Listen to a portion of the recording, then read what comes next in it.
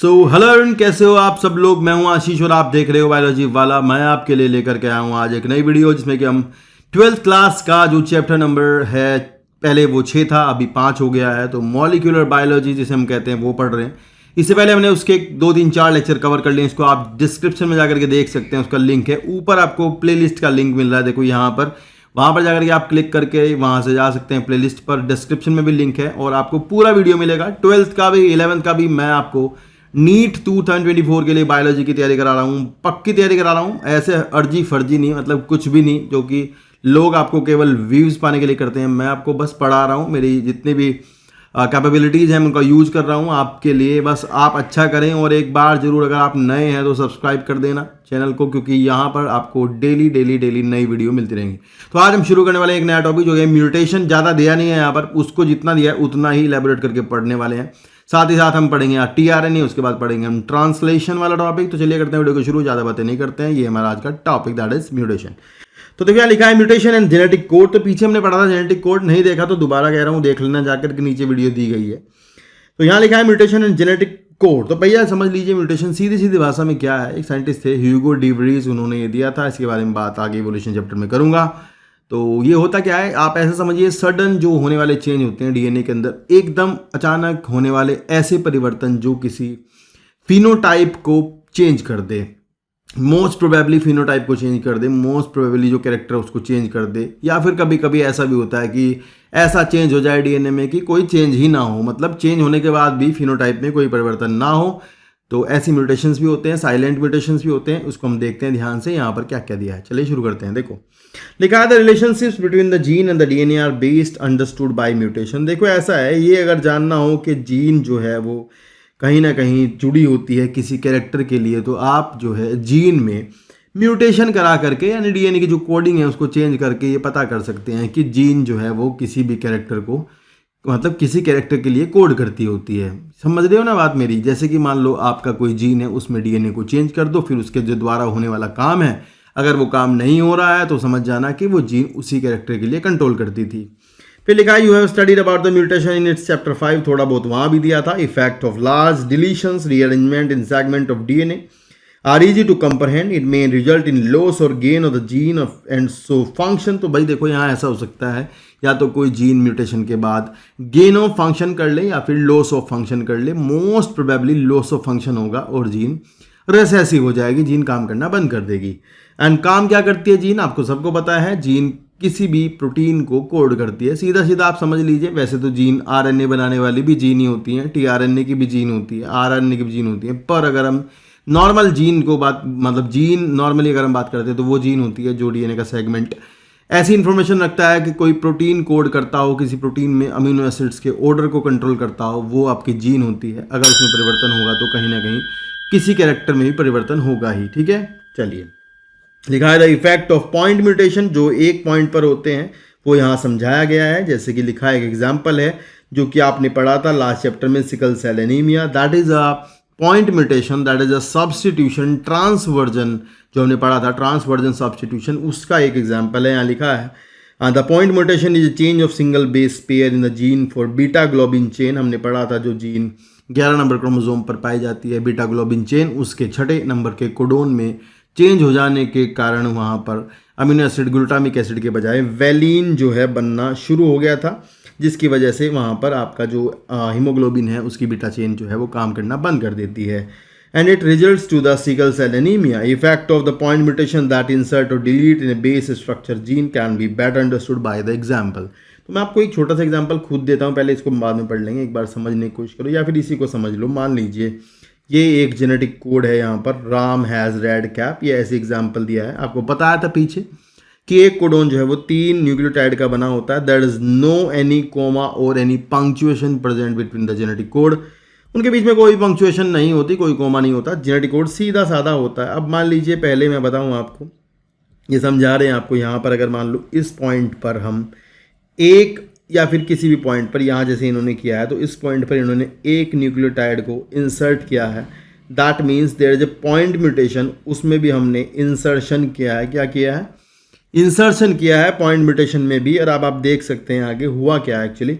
पहला कोडोन कोई दिक्कत नहीं रही तो अगले वाले में भी कोई दिक्कत नहीं। नेक्स्ट जो था उसमें आप देख सकते हो BRE ये कोड बन गया है, और अगले वाला DCA जो है, देखो ये DCA का जो CA है ये पिछले वाले में आ गया, मतलब ये एक कोड बन गया, और इससे आगे वाले जितने भी रहे होंगे सभी के सभी चेंज हो जाएंगे। तो आप समझ सकते हैं कि अगर हम कहीं पर एक बेस का एक जो न्यूक्लियोटाइड है उसको इंसर्ट करा देते हैं, अगर हम किसी न्यूक्लियोटाइड को किसी पॉइंट पर इंसर्शन करा देते हैं तो उसकी वजह से जो आगे का जो पूरा फ्रेम है, ओपन रीडिंग फ्रेम जिसे हम कहते हैं, that will shift towards next, मतलब आगे की तरफ वो शिफ्ट हो जाएगा। इससे मैं आपको एक बात बताता हूँ, इससे एक सवाल बनेगा कि भाई अगर मान लो 50वीं पोजीशन पर ऐसे ऐसे कोई एक सब्स्टिट्यूशन या फिर एक इंसर्शन हुआ है तो बताइए उससे आगे कितने अमीनो एसिड प्रभावित होंगे, और जबकि DNA की लेंथ जो है वो 100 न्यूक्लियोटाइड की है।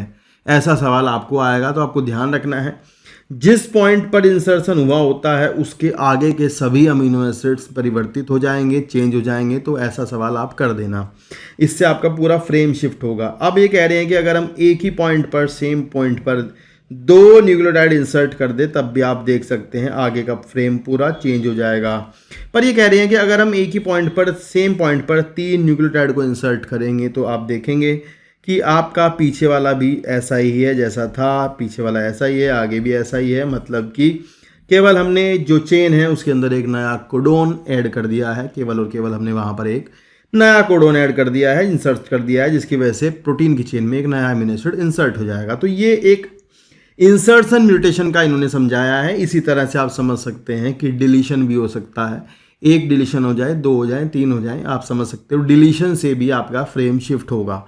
पर यदि अगर सिकल सेल एनीमिया को ही हम ले लें तो यहाँ पर इस तरह के एग्जाम्पल में ये हुआ है कि मान लीजिए आपका ये एक मैं वैसे ही बना रहा हूँ AUGCACAGAU एक कोडोन है। तो इसमें एक्चुअली होगा क्या, मान लीजिए अगर हम कहें कि यहाँ C को हटा दें और इसकी जगह पर A इंसर्ट हो जाता है तो ये सब्स्टिट्यूशन है। क्या है ये? सब्स्टिट्यूशन। इसमें पहला कोडोन वैसा ही रहा, दूसरे वाला बदल गया, अगला भी वैसा ही रहा। That means the frame will not be get shift, frame shift नहीं होगा, फ्रेम आगे शिफ्ट नहीं होगा।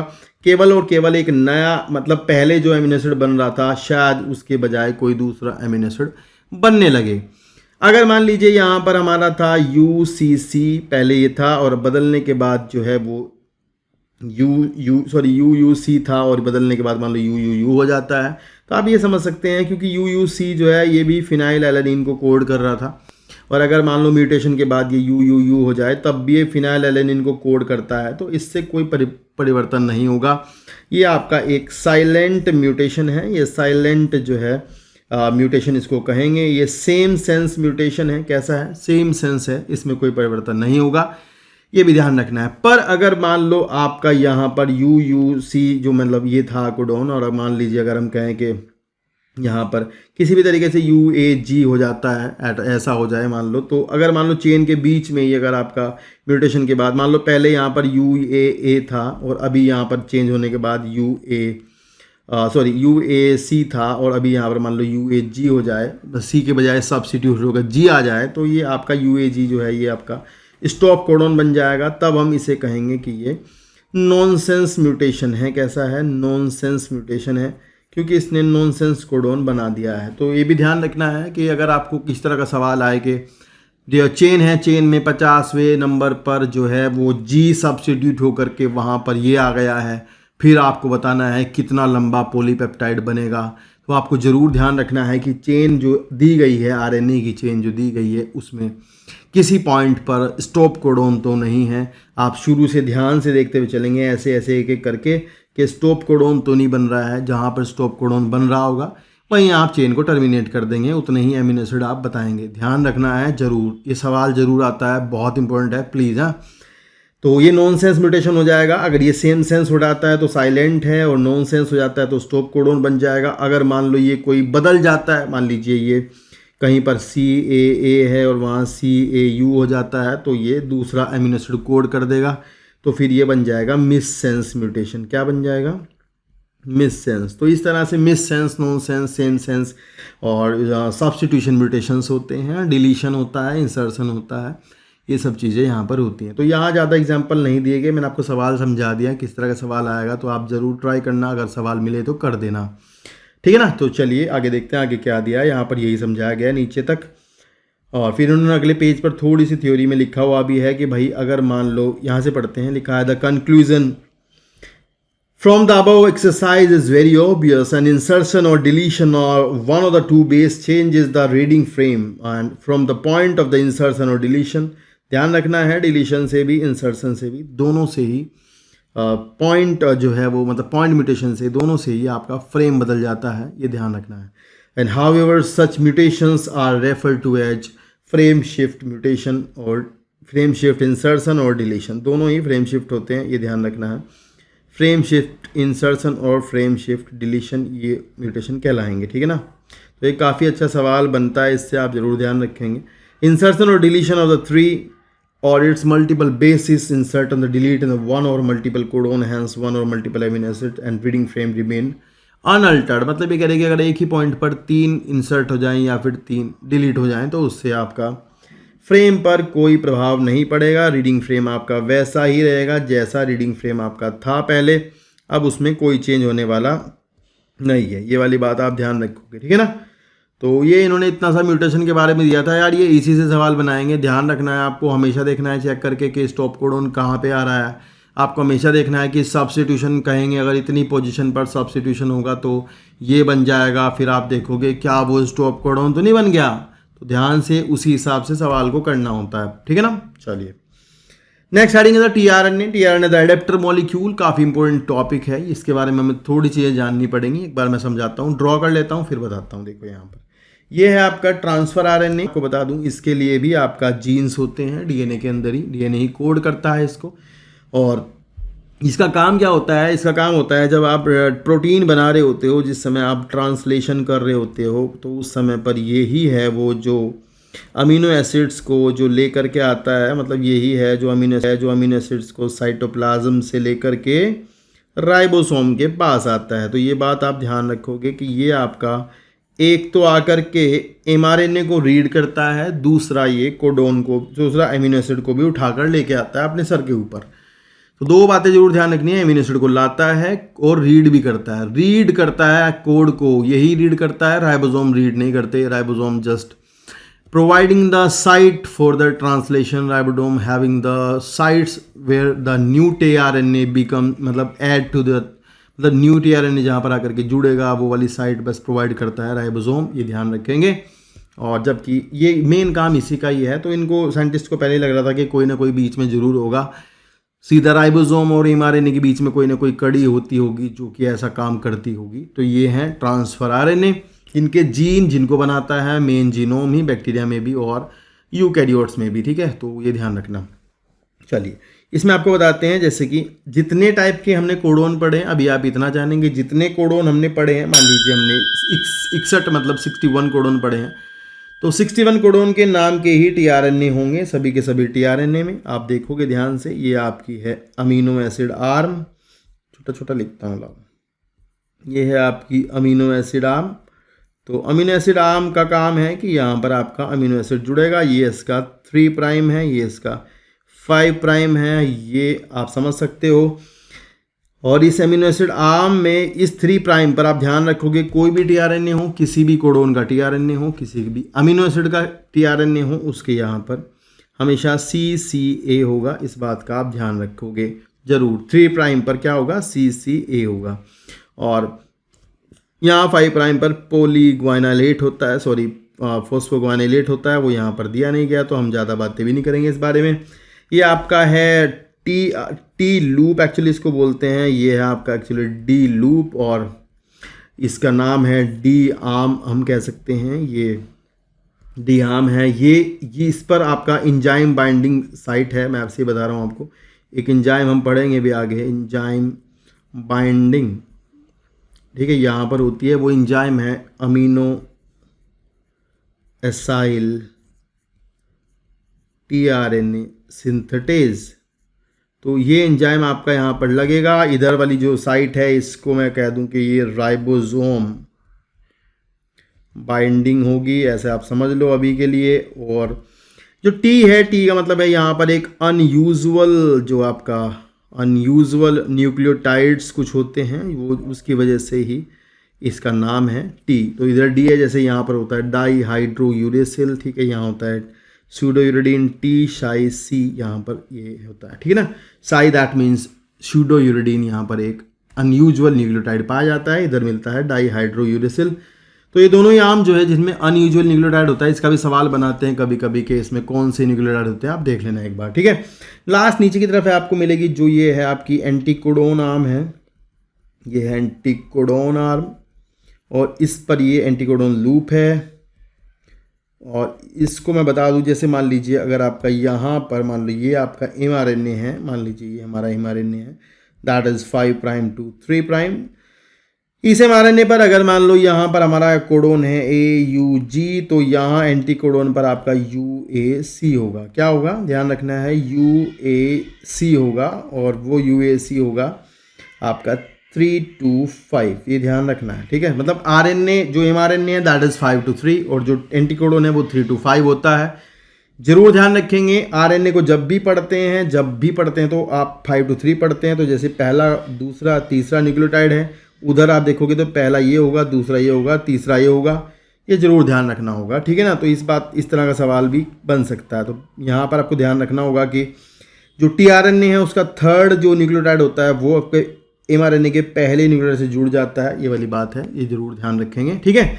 और इस तरह से एंटीकोडोन पर आपका उसके उल्टा, मतलब इधर अगर कोडोन है तो उधर नोडोक है, मतलब उल्टा आपका जो कॉम्प्लीमेंट्री सीक्वेंस है वो पाया जाता है, जो कि आपका tRNA के साथ बाइंडिंग में मदद करता होता है। तो इसी के हिसाब से यहाँ पर उतने जितने ही आपके कोडोन है, दैट मीन्स 61 कोडोन है, तो उतने ही tRNA पाए जाते हैं। हालांकि एक थ्योरी है वो मैं नहीं पढ़ाऊंगा आपको, क्योंकि पेपर में नहीं आती है, आपकी वोबल हाइपोथेसिस है, तो ज़्यादा मतलब कम tRNA ही आपके काम कर देते हैं। पूरे के पूरे tRNA नहीं चाहिए होते, पर हम अभी मान के चलते हैं कि जितने हैं उतने ही होते हैं, लाइक 61 ही होते हैं, और उतनी तरह के इंजाइम पाए जाते हैं, ठीक है ना। और हर एक tRNA में एक न्यूक्लियोटाइड से मतलब एक ऐसी जो है बेस पेयरिंग होती है जो कि ये बताती है कि मैं उसका जो भी कोई एमिनो एसिड है, मैं उसका कैरियर हूँ, मैं उस एमिनो एसिड को उठा करके लाऊंगा। तो यहाँ पर कुछ विशेष प्रकार की बेस पेयरिंग होती है इधर वाली आर्म में, इधर वाली में, दोनों के बीच में, जो कि रिकॉग्नाइजेबिलिटी करती है इस बात की कि मैं उसका tRNA हूँ, और वो उसी प्रकार के एमिनो एसिड को अपने ऊपर जोड़ कर लाता है, ठीक है ना। फिर मैं एक और बात बताता हूँ आपको, यहाँ पर 3 प्राइम पर आपको दिख रहा होगा एडेनिन है, मैं अभी बताता हुआ चलूँगा। इस एडेनिन का जो 3 प्राइम फ्री है, तो आपको पता होगा कि 3 प्राइम फ्री जब होता है तो बेटा इस तरह से आपका जो है न्यूक्लियोटाइड का जो लास्ट होता है वहाँ पर आपको जो शुगर है वो मिलेगी। और शुगर का, क्योंकि ये RNA है, तो आपको सबको पता है कि इस शुगर में, RNA में दोनों जो OH हैं, 2 प्राइम OH भी आपका फ्री होता है और 3 प्राइम OH भी आपका फ्री होता है। RNA में ऐसा होता है। अगर हम बात करें इस 3 प्राइम की यहाँ की, तो अगर इसको ऐसे दिखाएं तो ये 2 प्राइम OH भी फ्री होगा, क्योंकि राइबोज शुगर में दोनों फ्री होते हैं, और 3 प्राइम भी फ्री होगा। तो जो आपका अमीनो एसिड है, जैसे मान लो ये कार्बोक्सिलिक ग्रुप है उसका अमीनो एसिड का, और ये आपका सेंट्रल कार्बन है अमीनो ग्रुप है, और ये आपकी R चेन है कोई, ये मान लीजिए ये कोई अमीनो एसिड है आपका। तो इस अमीनो एसिड में ये जो कार्बोक्सिलिक ग्रुप है, ये कार्बोक्सिलिक ग्रुप यहाँ पर या तो ये यहाँ जुड़ जाएगा या फिर ये यहाँ, ध्यान रखना होगा, इसमें कोई टेंशन की बात नहीं है। ये 3 प्राइम से भी जुड़ सकता है ऊपर, मतलब 3 प्राइम OH से भी जुड़ सकता है, और 2 प्राइम OH से भी जुड़ सकता है। इस बात का आप ध्यान रखेंगे, ठीक है ना। दोनों जगह जुड़ सकता है, 3 प्राइम और 2 प्राइम दोनों पर जुड़ सकता है, तो ये कोई कन्फ्यूजन की बात नहीं है। ये भी ध्यान रखना है कि अपने कार्बोक्सिलिक एंड की तरफ से ही ये जुड़ता है, और अमीनो एंड इसका फ्री रहता है। जब भी आपका कोई tRNA अमीनो एसिड को लेकर के आएगा, तो अभी मैं बता रहा हूँ, ये जरूर ध्यान रखना, 3 प्राइम पर जोड़ के लाएगा। क्लियर है? चलिए, तो अभी अपन पढ़ते हैं। ये 2D मॉडल है, मैं आपको बता दूं ये कौन सा मॉडल है, 2D मॉडल है ये आपका। आपकी किताब में जो दिया गया है वो 3D मॉडल दिया गया है, ये भी ध्यान रखेंगे हम, ठीक है। तो एक बार पढ़ते हैं यहाँ क्या दिया है, लिखते हैं, देखिए लिखा है the heading the tRNA the adapter molecule, and फिर लिखा है from the very beginning of the proposition of the code it was clear to Francis Crick. कह रहे शुरू से ही ना फ्रांसिस क्रिक को ना ये लगता था कि कोई ना कोई ज़रूर होगा कि that there has to be mechanism to read the code and also to link it to the amino acid, Because amino acid have no structural specialties to read the code unequally. He postulated the presence of an adapter molecule that would be one hand read the code. मतलब इन्होंने कहा था कि ऐसा चाहिए कि जो एक तरफ से कोड को पढ़े, ऊपर से अमीनो एसिड को लेकर के आए, ऐसा सोच रहे थे. And read the code, and on the other hand would bind to the specific amino acid. The tRNA then called the soluble RNA. इसे हम soluble RNA के नाम से भी जानते हैं. ये क्वेश्चन है, आप इसे याद कर लेंगे. Was known before the genetic code was discovered. जब तक जेनेटिक कोड डिस्कवर्ड भी नहीं हुआ था, तभी तक पहले ही इन्होंने इसका पता लगा लिया था. And however its role in adapter molecule was assigned much later. Role इसका बाद में पता लगा. लिखा है tRNA has an anticodon loop, तो हमने बता दिया है. That has bases complementary to the code and it also has an amino acid acceptorant. तो अमीनो एसिड एक्सेप्टरेंट है एक तरफ तो इसके, and to which it bind to the amino acid. tRNA are specific for each amino acid. ये line NEET में आएगी, आप इसको मार्क कर लो, और ये लाइन नीट में पक्का आएगी, मतलब कोई बात नहीं है, मतलब रोक दे इसको. मेरे को पर्सनली लगता है कि ये लाइन आएगी पेपर में ना, ये ध्यान रखना है आपको. For initiation and there is another specific tRNA is referred to as initiator tRNA. ये ऐसा ही दिया है जैसे कि हमेशा पहला कोडोन, जैसे आपको पीछे पढ़ा था इनिशिएशन कोडोन AUG होता है, कुछ जगह पर GUG भी होता है. तो पर नॉर्मली अगर हम बात करें तो AUG is the initiation codon, तो उसके लिए जो tRNA होगा वो इनिशिएटर tRNA होगा. ये भी ध्यान रखेंगे. There is no tRNA for stop codon. That mean stop codon के लिए कोई tRNA नहीं होता, इसीलिए हमने कहा था 64 कोडोन है तो 61 ही होंगे. And in figure the 6.12 the secondary structure of tRNA has been depicted and that look like a clover leaf. तो यार देखो फोटो अभी आपकी किताब में नया आ गया, पुराना फोटो मैंने बनाया वो उसके बारे में कह रहे हैं, वो है clover leaf model. That is the 2D model. मेरे ख्याल से होली नाम के साइंटिस्ट थे, उन्होंने ये दिया था. And in actual structure the tRNA is compact molecule look like the inverted L. तो ये भी सवाल है कि 3D स्ट्रक्चर इन्वर्टेड L है. ये क्लग एक साइंटिस्ट थे, उन्होंने दिया था. तो ये सवाल तो आते नहीं हैं अब साइंटिस्ट वाले. तो खैर आप ये ध्यान रखना कि 3D मॉडल इन्वर्टेड L होता है, जो कि यहाँ बना हुआ है, इसको आप देख लो. तो अभी हमें क्या याद करना है मैं आपको बताता हुआ चलता हूँ. देखो यार ऐसा है जैसे यहाँ सीरीन दिया हुआ है, तो मेरे को याद, मैं बोल रहा हूँ कि मेरे को याद करना चाहिए कि सीरीन का जो कोडोन है वो AGU है, क्योंकि बाकी सबके तो मैं कर नहीं सकता हूँ, लेकिन मुझे जो दिया गया है उसका मुझे करना ही चाहिए. जैसे टायरोसिन का जो है वो UAC है, तो ये बहुत अच्छा है. टायरोसिन का तो याद हो सकता है, इनिशिएशन कोडोन पर आधारित है तो याद रहेगा. और सीरीन का आप AGU है, थोड़ा सा उल्टा है AUG के बजाय, तो ये याद हो सकते हैं और ये पेपर में भी आने की संभावना है. ठीक है ना, समझ आया होगा आपको यहाँ तक का, तो होप सो आगे भी आपको समझ आएगा. तो आगे हम शुरू करते हैं एक इम्पोर्टेंट टॉपिक, और वहीं तक हम आज वीडियो रखेंगे. That is the translation. काफ़ी इंपॉर्टेंट है, आसान बहुत है. आपको जितना पढ़ना है उतना मैं पढ़ाऊँगा, ज़्यादा नहीं जानना है, उतना जानना है, इतना बताया जाएगा. टेंशन फ्री होकर ध्यान से सुनोगे तो समझ आएगा. ठीक है ना. चलिए देखिए, जैसे कि आप तब से इतना सब सुन रहे हैं तो आपको समझ में आया होगा कि ट्रांसलेशन होता क्या है. एक्चुअली जो इन्फॉर्मेशन DNA के पास थी, जो इन्फॉर्मेशन जीन के पास थी, सिस्ट्रोन के पास थी, वही इन्फॉर्मेशन जब आगे आती है तो वो mRNA का स्वरूप ले लेती है. फिर वही इन्फॉर्मेशन mRNA से हमें बदल कर उसे प्रोटीन की फॉर्म में कन्वर्ट करना होता है. यानी कि हमें जो इन्फॉर्मेशन है उसको कन्वर्ट करना है प्रोटीन में. mRNA के पास जो भी सूचना है, उस जिस तरह की भी सूचना है उसको हमें बस बदलना है, किसमें, प्रोटीन की फॉर्म में उसे चेंज करना है. तो उसे कहते हैं ट्रांसलेशन. सीधी भाषा में समझिए, कुछ इमेजिनेशंस करिए. जैसे कि मान लीजिए बैक्टीरिया में ये सब काम साइटोप्लाज्म में ही हो रहा होगा, बिल्कुल सही बात है. और यूकैरियोट्स में आप समझ सकते हैं कि जो आपका न्यूक्लियस है, न्यूक्लियस के बाहर न्यूक्लियस की मेम्ब्रेन है, अंदर न्यूक्लियस की mRNA बनता है, आपको पता है. फिर उसकी कैपिंग होती है, टेलिंग होती है, प्रोसेसिंग होती है, उसमें से इंट्रॉन्स को हटाया जाता है. फिर वो यूकैरियोटिक mRNA न्यूक्लियर पोर से निकल करके बाहर साइटोप्लाज्म में आता है. ठीक है ना. और साइटोप्लाज्म में राइबोसोम है, और राइबोसोम्स ER से भी अटैच होते हैं यूकैरियोट्स में, और साइटोप्लाज्म में फ्रीली भी पाए जाते हैं. इसी तरह से प्रोकैरियोट में भी मेम्ब्रेन से अटैच होते हैं और फ्री भी हो सकते हैं. ठीक है ना. तो वो दोनों ही तरह के राइबोसोम्स होते हैं, दोनों काम करते हैं, प्रोटीन बनाने में मदद करते हैं. तो अभी हम देखेंगे ट्रांसलेशन का प्रोसेस, जो कि यूकैरियोट में चल रहा है साइटोप्लाज्म में, और बैक्टीरिया में भी चल रहा है साइटोप्लाज्म में. क्लियर है. देखो सबसे पहले Translation is refers to the process of polymerization of amino acid to form the polypeptide, and the order and sequence of amino acid are defined by the sequence of bases in the mRNA. The amino acids are joined by the bond known as the peptide bond. तो हम समझेंगे कि दो amino acid के बीच में कैसे peptide bond बनता है. Formation of A peptide bond requires energy. तो उस एनर्जी को कहाँ से मिलती है इस पर हम बात करेंगे अभी. तो सबसे पहले आप समझिए क्या होता है. सबसे पहला स्टेप है, मैं आपको यही बताता हुआ चलूँगा. सबसे पहला स्टेप है आपका ये कि जो आपका अमीनो एसिड है, अमीनो एसिड आपका एटीपी से जुड़ेगा और उसका एक्टिवेशन होगा. तो हम ये पढ़ रहे हैं पहला step, that is activation of amino acid. इसमें ये होगा भाई कि आपका जो अमीनो एसिड है वो आपका अमीनो एसिड एएमपी कॉम्प्लेक्स बनाएगा और आपका फॉस्फेट जो है वो पीपीआई, जो दो इनऑर्गेनिक फॉस्फेट हैं वो बाहर निकल जाएंगी, पायरोफॉस्फेट. और इंजाइम यहाँ पर वही लगता है अमीनो एसाइल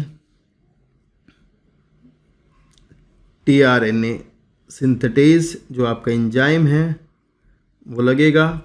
फिर आपका जो एक्टिवेटेड अमीनो एसिड होगा, ये एक्टिवेटेड अमीनो एसिड आपका अमीनो एसिड जो कि हमारा एक्टिवेटेड है, जो कि एडिनोसिन मोनोफॉस्फेट के साथ जुड़ा हुआ है, ये एक्टिवेटेड अमीनो एसिड आपका एंजाइम की मदद से वही एंजाइम हम फिर मान ले वही एंजाइम है, उसी की मदद से आपका प्लस टीआरएनए अपने रेस्पेक्टिव टीआरएनए से इसको जुड़ना है. That is called as the charging of tRNA. इसके बाद चार्जिंग ऑफ टीआरएनए होगा और चार्जिंग ऑफ टीआरएनए में आपका टीआरएनए उस एक्टिवेटेड अमीनो एसिड के साथ में जुड़ जाएगा. ये है अमीनो एसिड और जो एडिनोसिन मोनोफॉस्फेट है वो हट जाएगा, रिलीज हो जाएगा. Now we have that is charge tRNA. ये है आपका चार्ज टीआरएनए. तो सबसे पहले दो स्टेप होंगे. एक तो आपका एक्टिवेशन ऑफ अमीनो एसिड होगा, दूसरा आपका चार्ज जो टीआरएनए होगा उसकी चार्जिंग होगी. जरूर ध्यान रखना, गलती ना हो, पहले कौन सा स्टेप होता है उसके बाद में कौन सा स्टेप होता है, तो जरूर ध्यान रखेंगे. अब पढ़ते हैं यहाँ पर होता क्या है. पहले देखो दो लाइन पढ़ते हैं. लिखा है फॉर्मेशन ऑफ लिखा है therefore in the first step, first phase itself, amino acid are activated in the presence of ATP and linked to their cognate tRNA, a process commonly called as charging of tRNA or amino acylation of tRNA. That is be very specific. If two such charged tRNA are brought close enough, तो दो charge tRNA अगर cytoplasm में हैं, अगर उन्हें किसी तरीके से एक दूसरे के पास ले आएं तो वहाँ पर एक पेप्टाइड बॉन्ड का फॉर्मेशन होगा. आप समझना राइबोसोम का काम क्या है, उन दो चार्ज टीआरएनए को पास लाना. वो जो दो चार्ज टीआरएनए हैं उनको पास ले आएं तब उनमें एक हाई एनर्जी पेप्टाइड बॉन्ड का फॉर्मेशन होगा. अभी हमें समझना है वो कैसे बनता है पेप्टाइड बॉन्ड, कैसे इनिशिएशन होता है इस बात का. तो चलिए पढ़ते हैं, फिर हम थ्योरी पढ़ेंगे. चलो तो यहाँ तक पढ़ते हैं. Them would be favoured energetically and the presence of catalyst would enhance the process. तो इसका मतलब ये है कि पेप्टाइड बॉन्ड फॉर्मेशन में एक कैटालिस्ट भी चाहिए होता है. तो चलिए एक बार देखते हैं बात क्या है, फिर हम आगे पढ़ेंगे. देखो छोटा मैं पहले बता रहा हूँ, उतना मेरे को पता है कितना होता है इसमें, उतना जानना ही नहीं है. आपको देना है नीट, साइंटिस्ट नहीं बनना है. इतना जानो जितना बताया जा रहा है, पेपर यहीं से आएगा ना, तो उतना समझ लो, प्रोसेस करके नहीं दिखाना है. तो यहाँ पर आप देखो, ये मान लीजिए आपका है mRNA. So 5 prime to 3 prime mRNA है. तो कुछ क्वेश्चंस आपके दिमाग में उठ रहे होंगे, उनको मैं सही बता दूंगा फटाफट से. तो देखो ऐसा होता है अगर हम बैक्टीरिया की बात कर रहे हैं तो, और हम बात भी बैक्टीरिया कर रहे हैं, यूकैरियोट की बात नहीं कर रहे हैं. काफ़ी जो प्रोसेस लेबोरेटरी टाइप का है तो उतना ही जान लेते हैं. पहले प्रोकैरियोट का ही जान लो, बेसिक. और यहाँ पर मान लीजिए आपका ये है mRNA. तो मैं बता दूँ आपको सबसे पहले क्या होता है. सबसे पहले जो आपका mRNA है वो राइबोसोम की जो आपकी स्मॉल सब यूनिट है उसके साथ जुड़ता है. मान लीजिए ये है. तो मैं बता दूं आपको, राइबोसोम की जो स्मॉल सब यूनिट होती है उसके अंदर आपका होता है एक 16S rRNA. बैक्टीरिया में आपको ज़रूर पता होगा ये बात, अगर नहीं पता तो आप बैक्टीरिया पढ़िए. 16S rRNA होता है स्मॉल सब यूनिट में. और जो आपका जो mRNA है उसमें स्टार्ट कोडोन से पहले आपका कुछ कंसेंसस सीक्वेंसेस पाई जाती हैं जो कि आपकी जो 16S RNA है उसके कॉम्प्लीमेंट्री होती हैं इस तरह से। तो जब ये बाइंडिंग हो जाती है मतलब जब ये बाइंडिंग हो जाती है, जब 16S RNA उनको कॉन्सेंसस सीक्वेंस के साथ जो कि अपस्ट्रीम रीजन पर होती हैं, मतलब जो स्टार्ट कोडोन है उसके अपस्ट्रीम रीजन पर होती हैं, तब आपका ये मान लीजिए जो सही बिल्कुल एकदम प्रॉपर जो साइट पर आपका स्टार्ट मतलब कोडोन है, प्रॉपर आपका जो कॉम्प्लेक्स बनने वाला है बिल्कुल सही बनेगा। आपका जो स्मॉलर सब यूनिट है जिसको हम बैक्टीरिया के केस में 30S सब यूनिट कहते हैं, वो आपकी आकर के यहाँ प्रॉपर जुड़ गई है, ठीक है ना। तो ये सबसे पहली चीज़ होगी, द स्मॉल सब यूनिट इनकाउंटर द mRNA। पहला स्टेप है, नीट 2022 का सवाल था, 23 का सवाल था, ध्यान रखना। तो ये हो गया। इसकी वजह से क्या होगा, यहाँ पर AUG स्टार्ट कोडोन जो है वो आपका एक साइट है, यहाँ पर हाइपोथेटिकल मान लो P साइट जिसे कहते हैं, उस पर आ जाता है। दूसरी साइट है A, इस पर आ जाता है पा आप करके याद रखोगे। इधर एक और साइट है E, एग्जिट मान लो। P का मतलब है पेप्टाइडल साइट, A का मतलब है अमीनो असाइल साइट। तो यहाँ दो साइट हैं PA। तो स्टार्ट कोडोन अभी आपका स्टार्ट कोडोन इस पर है जहाँ पर P साइट है, ये आप समझ लीजिए। जब ये बाइंडिंग वाइंडिंग हो जाएगी तो प्रॉपर असाइनमेंट हो जाएगा इसका यहाँ पर, मतलब प्रॉपर जो इसका यहाँ पर इसको आना है वो तरीके से लग जाएगा, ठीक है, इतना समझो। फिर आपका ये 5 प्राइम है mRNA का अपस्ट्रीम रीजन है ये सारा पीछे वाला। तो अभी क्या हुआ है, इसके बाद क्या होगा, इसके बाद आपका जो इस स्टार्ट कोडोन के नाम का जो tRNA होगा, कितना आसान है देखो। स्टार्ट कोडोन के नाम का tRNA यहाँ पर आकर के अपनी एंटीकोडोन से यहाँ पर लग जाएगा। बैक्टीरिया में स्टार्ट कोडोन जो कोड करता है दैट इज फॉर्माइल मिथियोनिन, एफमैट होगा यहाँ पर, ये एफमैट लगेगा। और यूकैरियोट में होता तो मिथियोनिन होता, यहाँ पर है फॉर्माइल मिथियोनिन। इसके भी कारण है तो इसके बारे में हम नहीं जाएंगे, ठीक है, बता देंगे बाद में। इसका कारण है क्योंकि यहाँ पर कंडीशन पॉलीसिस्टोनिक होती है, तो उस वजह से कुछ बात है, फिर लंबी चल जाएगी बात, तो कभी बता देंगे, ठीक है। तो ये एफमैट है। इसके बाद आप समझो यहाँ पर मान लीजिए दूसरा कोडोन है, सपोज करो यहाँ पर आपका UAC है, तो ये मान लीजिए आपका UAC है ये, ठीक है। और ये आपका UAC जो कोड करता है ये आपको पता है टायरोसिन को कोड करता है। पर इससे पहले ही क्या होगा, इससे पहले ये होगा कि आपका जो बड़ी सब यूनिट है, राइबोसोम की जो बड़ी सब यूनिट है वो यहाँ पर आपकी आकर के लगेगी। मान लीजिए ये इस तरह से बड़ी सब यूनिट इसको आकर के कवर कर लेती है, और अब आपका पूरा कॉम्प्लेक्स तैयार हो चुका है। आप देख रहे हो, मतलब 50S यूनिट भी आकर के लग गई है, और दोनों यूनिट मैग्नीशियम से आपस में जुड़ी होती हैं यहाँ पर। और अभी क्या होगा, अभी मैं बताता हूँ, ये होगा कि जो दूसरा tRNA है वो आएगा। देखो यार ऐसा है, इन tRNA के यहाँ पर आने में लगने में GTP की बहुत रिक्वायरमेंट होती है। तो यहाँ क्योंकि बच्चे को आपको पढ़ाना नहीं है इतना ज़्यादा, तो GTP यहाँ पर लग रहे हैं, और GTP का रोल है इसको यहाँ पर लाने में। और फैक्टर्स का बहुत सारा रोल है, जैसे कि इनिशिएशन फैक्टर बैक्टीरिया में यहाँ पर 1 है, इनिशिएशन फैक्टर 3 है, ये वाली बात आप ध्यान रखोगे। और जैसे इसके साथ में एक इनिशिएशन फैक्टर 2 लग के आया है। तो क्योंकि फैक्टर्स आपसे पूछे नहीं जाते तो ज़्यादा हम पढ़ा भी नहीं रहे हैं, इतना ज़्यादा जानना नहीं है, ये ध्यान रखेंगे। और अभी क्या है, जब ये कॉम्प्लेक्स बन जाएगा, एकदम तैयार हो जाएगा, तो फिर आपके जो इनिशिएशन फैक्टर्स हैं कुछ वो हट जाएंगे, IF1 IF3 वगैरह काम नहीं पड़ जाएगा, इनिशिएशन स्टार्ट हो चुका है। अभी क्या है, दूसरा tRNA फिर यहाँ पर आपका आएगा ये, और ये आपको पता है ये टायरोसिन अमीनो एसिड को लेकर के आया होगा ऐसे, और ये यहाँ पर जुड़ गया। तो अभी क्या होगा, अभी ये होगा कि जो पेप्टाइडल साइट पर आपका जो अमीनो एसिड है और जो आपका अमीनो असाइल साइट पर जो आपका अमीनो एसिड है, इन दोनों के बीच में यहाँ पर हम बता दें, यहाँ हमें बताना है कि यहाँ पर इनके बीच में पेप्टाइड बॉन्ड बनना है। क्या बनना है, पेप्टाइड बॉन्ड बनना है। और आपको पता है कि जो 50S सब यूनिट होती है उसके अंदर एक RNA होता है 23S rRNA। क्या होता है, 23S rRNA। यही 23S rRNA यहाँ पर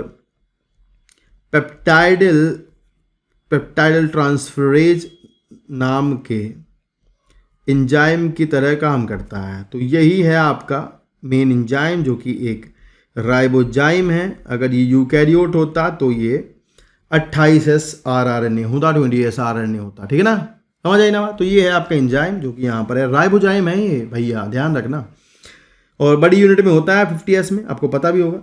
अभी क्या है, अभी इनके बीच में पेप्टाइड बॉन्ड बनेगा, तो वो मैं आपको दिखाता हूँ कैसे बनता है। यहाँ आप ध्यान से देखेंगे कि ये दो जो आपके अमीनो एसिड है, पहला ये P साइट पर जो लगा हुआ है, ये है, आपको ड्रॉ नहीं करना है, आपको बस समझना है। ये पी साइट पर लगा हुआ आपका अमीनो एसिड ये रहा, और ये ए साइट है, और ई साइड आपको दिख रही है एग्जिट वाली ये। और फिर हम देखेंगे कि इन दोनों के बीच में ये इसका कार्बोक्सिलिक एंड, जैसे मैंने बताया आपको, यहाँ पर 3 प्राइम पर लगा हुआ है, और इसका भी 3 प्राइम पर लगा हुआ है कार्बोक्सिलिक एंड। अब इसके NH2 और इसके बीच में बनना है पेप्टाइड बॉन्ड। एंजाइम है पेप्टाइडल ट्रांसफरेज, जिसको मैंने बताया कि वो आपका 23S rRNA है। फिर होगा ये कि इनके दोनों के बीच में यहाँ पर आप देख सकते हो इस तरह से पेप्टाइड बॉन्ड का फॉर्मेशन होगा, आप देख सकते हो दूसरे डायग्राम में। और पेप्टाइड बॉन्ड बनने के बाद जो आपका क्या बोलते हैं उसको, जो आपका पी साइट पर जो एमिनो एसिड था वो अब ए साइट पर जो टीआरएनए है उसके ऊपर चला गया है, और अब दोनों के बीच में आपको पेप्टाइड बॉन्ड नजर आ रहा होगा। ये बन गया है peptide bond, that is CONH। क्या होता है पेप्टाइड बॉन्ड? CONH। ये मैं मार्क कर रहा हूं, ये है आपका पेप्टाइड बॉन्ड, ठीक है ना। तो अभी अपन जो देख रहे हैं ए साइट पर जो है वो आपका डाईपेप्टाइडल टीआरएनए है, मतलब उसके ऊपर आपका 2 इम्यूनो एसिड हैं, तो वो डाईपेप्टाइड बन गया है, डाईपेप्टाइडल टीआरएनए है आपका वो। अब क्या होगा, अब आगे आपको समझना है होगा क्या। अब आपको होगा ये कि आपका आपका राइबोसोम है वो एक एंजाइम होता है ट्रांसलोकेज, यहाँ ये दिया नहीं गया, ट्रांसलोकेज भी जीटीपी का यूज करता है, और एक कॉम्प्लेक्स बन जाता है। वो पूरा कॉम्प्लेक्स जो है वो एक स्टेप, मतलब एक कोडोन आगे मूव करता है, एक कोडोन आगे बढ़ेगा, समझ रहे हो, एक कोडोन आगे जाएगा। तो जब ये पूरा स्टेप जो पूरा का पूरा है, जब ये एक स्टेप आगे बढ़ेगा तो आपका स्थिति ये बनेगी कि तो आपका होगा ये कि आपका टीआरएनए जिसका अमीनो एसिड चला गया है वो खाली वाला टीआरएनए एग्जिट साइट पर आएगा, यहाँ पर आपका पी साइट पर आ जाएगा वो वाला जिसके ऊपर 2 अमीनो एसिड है, डाईपेप्टाइडल टीआरएनए आ जाएगा यहाँ पर, और ए साइट आपकी खाली हो जाएगी, ई साइट और ए साइट, पी साइट और ए आपकी खाली है। अभी ए साइट पर फिर से नया टीआरएनए आएगा, वही जीटीपी का यूज करेगा, और इसके पास अमीनो एसिड 3 होगा, इसके पास 1 था और ये 2 है, ये 1 है और ये 2 है, और 3 अगले पे आएगा। फिर इनके बीच में पेप्टाइड बॉन्ड बनेगा, और ये एक एक स्टेप आगे आगे इस तरह से चलता रहेगा। और इस तरह से जैसे आपकी किताब में एक डायग्राम दिया है, ऐसे लगातार एक पेप्टाइड पॉलीपेप्टाइड जो है वो बनता हुआ चला जाएगा, चेन बनती हुई चली जाएगी, और तब तक ये चलता रहेगा जब तक कि आपका एमआरएनए में मान लीजिए यहाँ पर एक UAG स्टॉप कोडोन आ जाता है। तो जब ये कॉम्प्लेक्स स्टॉप कोडोन पर पहुंचेगा, और जब ए साइट पर आपका स्टॉप कोडोन होगा, पी साइट से पे तो आपका टीआरएनए होगा जिस पर एमिनो एसिड की चेन है, पॉलीपेप्टाइड है, और ए साइट पर आपका हो जाएगा खाली, और वहां UAG आ जाएगा, तो ये स्टॉप कोडोन होगा। स्टॉप कोडोन के नाम का कोई भी टीआरएनए नहीं होता, जैसे कि हम पहले से जानते हैं। तो इसके नाम का आपको रिलीजिंग फैक्टर आएगा। कौन आएगा? Releasing factor. तो रिलीजिंग फैक्टर यहां पर लगेगा आकर के, द होल कॉम्प्लेक्स जो होगा, जितना भी कॉम्प्लेक्स होगा वो रिलीज हो जाएगा, सारा का सारा कॉम्प्लेक्स ओपन हो जाएगा, नया बना पॉलीपेप्टाइड रिलीज हो जाएगा, और आपका राइबोसोम भी अलग हो जाएगा, और राइबोसोम की दोनों यूनिट अलग हो जाएंगी, और एमआरएनए पर एक नया राइबोसोम काम करने लगेगा। ठीक है, या फिर समझ रहे हो मेरी बात को, एमआरएनए पर नया काम चलेगा। अगर डिग्रेड हो गया एमआरएनए तब तक तो कोई बात नहीं, डिग्रेड भी हो जाता है ना, फिर नया एमआरएनए बन के आएगा जरूरत हुई तो इस तरह से आपका, इसके भी टाइप्स होते हैं, रिलीजिंग फैक्टर 1, 2, 3 हमें जानना नहीं है। तो इस तरह से आपका एक पॉलीपेप्टाइड का फॉर्मेशन होता है। इसके बाद जो प्रोटीन है उसकी रिप्रोसेसिंग होती है, उसको उसको प्रोसेस किया जाता है, उसमें कुछ हटाना हो, कटाना हो, लगाना हो, जोड़ना हो, उसके लिए उसको further endoplasmic reticulum, Golgi body इनमें भेजा जाता है, ये आपको पता है। तो इस तरह से आपका ट्रांसलेशन का प्रोसेस जो है सिंपल है। देखो कितना सिंपल है, समझ में आपको आ गया होगा, नहीं आया तो 1-2 बार वीडियो देखो तो आ जाएगा पक्का। अभी अपन देखते हैं थ्योरी में क्या दिया है। देखो यहाँ लिखा है कि the cellular factory responsible for the synthesizing the protein is the ribosome. The ribosome consists of structural RNA and about 80 different type of protein. 2023 NEET में ये सवाल आया था, ठीक है ना भाई। तो ये हुआ नहीं बच्चों से, ध्यान रखना। यहाँ पर 80 डिफरेंट टाइप की प्रोटीन बताई है। In its inactive state it exist as 2 सब यूनिट। इनएक्टिव होते हैं तो दोनों सब यूनिट अलग होती हैं, पर जब आपका काम होता है तो दोनों जुड़ जाती हैं। अ लार्ज सब यूनिट एंड अ स्मॉल सब यूनिट। व्हेन द स्मॉल सब यूनिट, ये नीट में आया था 2022 में मेरे ख्याल से, कि जब पहली यूनिट जो है वो एनकाउंटर करती है तभी आपका इनिशिएशन होता है प्रोटीन सिंथेसिस का। देर आर 2 साइट्स, तो 2 साइट हमने बताई है, इन्होंने नहीं बताई कौन सी हैं, पर आपको PA पता है इन द लार्ज सब यूनिट। ये भी ध्यान रखना है कि साइट्स जो है वो लार्ज सब यूनिट में होती हैं। For subsequent amino acid to bind to then thus be close to enough to each other, दोनों tRNA को पास लाने के लिए। And the formation of high energy peptide bond बनाने के लिए। The ribosome also act as a catalyst. तुम्हें पता है राइबोसोम के अंदर जो बड़ी सब यूनिट है उसमें 23 rRNA इन बैक्टीरिया एक एंजाइम होता है राइबोजाइम, जो कि आपका प्रोटीन पेप्टाइड बॉन्ड बनाने का काम करता है। अ translation unit is mRNA sequence of RNA that is flanked by the start codon. मतलब ये कह रहे हैं कि जो पूरी यूनिट होती है उसके एक किनारे पर स्टार्ट कोडोन होता है, एक किनारे पर स्टॉप कोडोन होता है। An mRNA also has some additional sequence, जैसे मैंने बताया अपस्ट्रीम रीजन पर कुछ और मिलता है, जैसे डाउनस्ट्रीम पर भी मिलता है। तो अपस्ट्रीम रीजन पर भी डाउनस्ट्रीम पर भी दोनों पर आपको अनट्रांसलेटेड रीजन्स मिलेंगे, जिनका ट्रांसलेशन तो नहीं होता पर वो आपके एफिशिएंट ट्रांसलेशन प्रोसेस में मदद करते हैं। तो जैसे उनको हम ट्रेलर, अपस्ट्रीम पर जो है उसको ट्रेलर बोलते हैं, और जो डाउनस्ट्रीम पर है उसको लीडर सीक्वेंस बोलते हैं। तो UTR are present at the both 5' end the 3', and they are help in the highly efficient process of translation and like trailer sequences और leader sequences। सॉरी, लीडर और ट्रेलर। लीडर होता है आपका 5' पर और 3' पर होता है ट्रेलर, ठीक है। फिर लिखा है for initiation the ribosome bind to the mRNA at the start codon and that is recognised only by the initiated tRNA। The ribosome proceed to the elongation phase of protein synthesis। During this stage, complex is composed of an amino acid linked to the tRNA, sequentially bind to the appropriate codon in the mRNA by forming complementary base pairing. With the tRNA code anticodon, the ribosome move from codon to codon। ये NEET में आएगा, एक एक codon चलता है। Amino acid are added by one, translated into polypeptide sequence dictated by DNA, represented by the mRNA। ये भी ध्यान रखना, डिक्टेट किया है भगवान ने, DNA ने, और दिखाया है mRNA ने। At the release at the time of the end when there is a stop codon present over the A side, the releasing factor comes and bind to the stop codon and the terminate the whole process and releasing the complete polypeptide. वो वहां से release कर दिया जाएगा और ribosome भी free हो जाएंगे। तो this is the whole process of translation, जो आपको समझ में आ गया होगा। नहीं आया तो आप जरूर कमेंट करके बताएं। अगर कुछ पूछना हो तो आप कमेंट करके पूछ सकते हैं, मैं एक और वीडियो बना दूंगा। आपने पूरी वीडियो देखी है तो आपका बहुत बहुत धन्यवाद, और आप अपने दोस्तों को जरूर शेयर कीजिएगा, क्योंकि उनके लिए अमृत है ये। तो ये ध्यान से समझ लेना, जो पढ़ रहे हैं उनकी ज़िंदगी बन जाएगी। एक बार ज़रूर आप शेयर कीजिएगा, सब्सक्राइब कीजिएगा, लाइक कीजिएगा। थैंक यू सो मच पूरी देखने के लिए। मिलते हैं नेक्स्ट वीडियो में। Take care, bye bye. Subscribe जरूर कर देना। Thank you.